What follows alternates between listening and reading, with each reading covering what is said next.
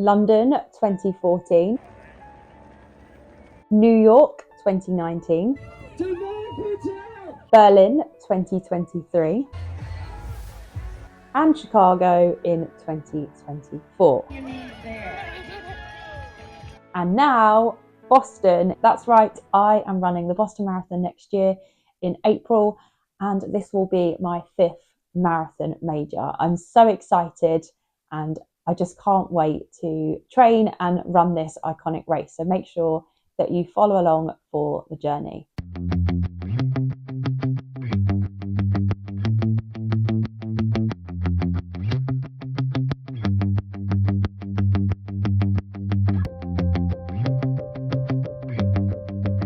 Now, my background with the marathon majors, I did my first marathon in 2014 at London, and back then I didn't even know that the marathon majors were a thing. I carried on to complete London in 2017, 2018, 2019, which is where my current PB is, and then did my marathon majors journey really start. Did New York in 2019, and then COVID happened, a few years obviously, of course, and I really wanted to do Berlin. I managed to get a charity place. We were going to do it in 21, and then it got postponed. The charity, I think that the race went ahead, however, the charity weren't sending runners. So we got to choose 2022 or 23. 2022 is when the year that we got married, so we would have had to run it 6 days after our wedding. So we decided that that wasn't the right thing to do. So we pushed it back to 2023. That was during the time that we were traveling. And then from 2023, I managed to secure a spot with my Berlin time for Chicago in 2024. That race didn't, I had a fantastic time. The training block was going really well up until halfway. Unfortunately, my nan became really unwell, so we came back to the UK, and the stress really impacted my body, and I really couldn't train in the same way that I was wanting to for the race. I had to reduce my running.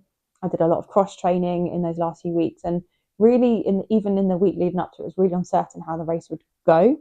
For some reason on race morning, it's like everything just, all of the stress just left my body, because I ended up being able to run really freely and had an amazing time. It really showed me how important the cross training had become as part of my routine.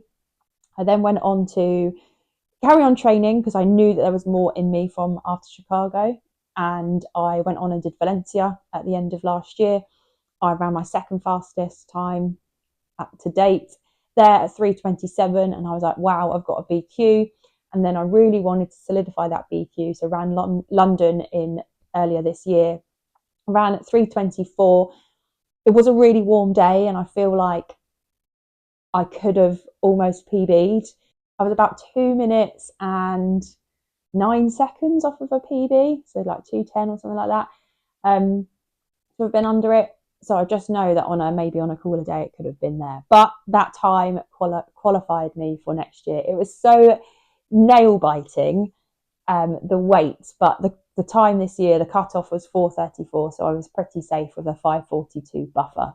It's now October, and training, I'm going to take you all along for the journey with my training. At the moment, I am training for 2 Hyroxes, so something completely different. My first one is next week, and I have my second one at the start of December, and then after that is full focus for Boston.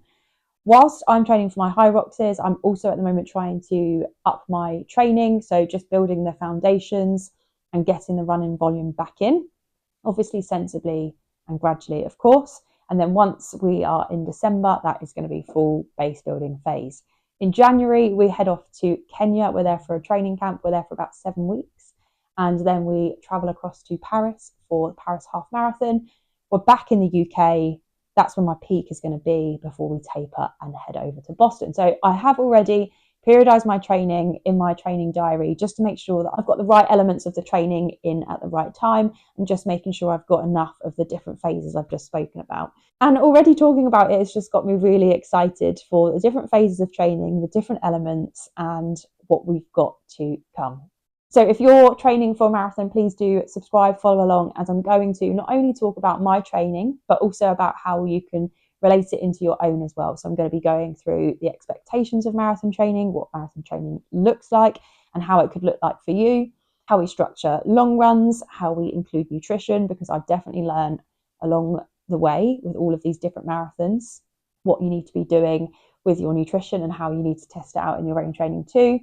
Go through different races that we do along the way, and of course the massive training camp that we've got in Kenya.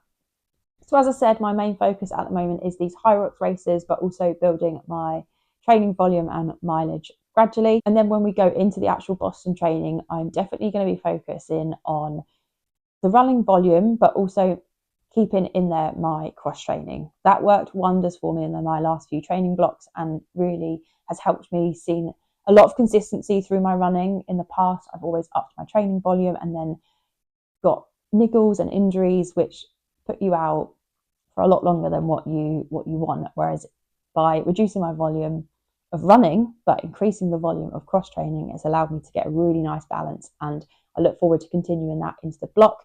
Of course, there will be some hills featuring in this, as Boston is a hilly course. And I don't quite know what my target or expectation for Boston is at the moment. It's such an iconic race. I just want to be able to put my best training block together.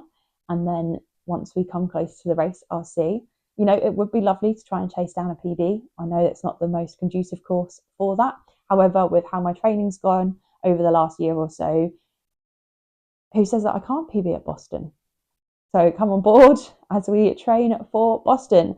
Now, before I sign off, we are hosting a marathon training workshop here at the Running Hub. It's going to be an online workshop on Monday, the 10th of November at 8 p.m. It's absolutely free, and I'll leave a link in the description for where you can get your tickets and sign up. And we're just going to be talking about everything that what I spoke about earlier, about what to expect from training, how to put your training plan together, talking about the long runs, the nutrition, and all the key parts that's going to help get you to race day. So sign up to that. Make sure you hit subscribe, like, all the normal stuff. And I'll see you in the next video as we train for Boston. Now, in the back of my video, you may have seen that I have a board here. This is a vision board which I created at the start of the year, and I did put Boston, the finish, a picture of the finish line on there. So I know that vision boards, you don't just put them up and they just happen, but having that there and seeing that all the time would have helped fuel my training. It's happening. I'm in, and I'm going to be running next year. It's just weird because there's a few other things on there. Like I had the Eiffel Tower on there in Paris, and we went to Paris earlier this year. I have got a picture of a Kenya Airways plane. I'm just realising now, actually, we have booked our Kenya trip, but I think we're actually flying Kenya Airways.